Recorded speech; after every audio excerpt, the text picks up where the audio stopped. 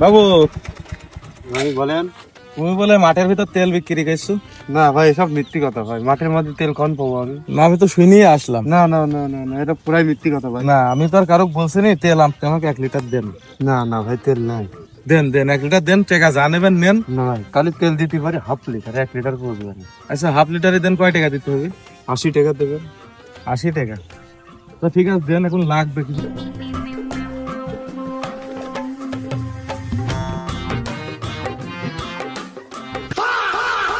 ये सब क्या देखना पड़ रहा है। কি গো বাবু, তেল তো আর ঢালার জায়গা নিজে। তাহলে আমি কি করবো? তুমি দাও ওই তেলটা, আমি টেরেকের বাড়ি নিয়ে যাই। আচ্ছা নিয়ে যান, এখন কি করা? তুমি ভালো করে বাটকো, আমি তেলটা টেরেকের বাড়ি নিয়ে যাই। খুব সাবধানে রাখবেন বলে শোনাচ্ছেও খাঁটি। আর কেউ টের পাই না। বিড়ি গাঞ্জা মদের নেশা ছাইরা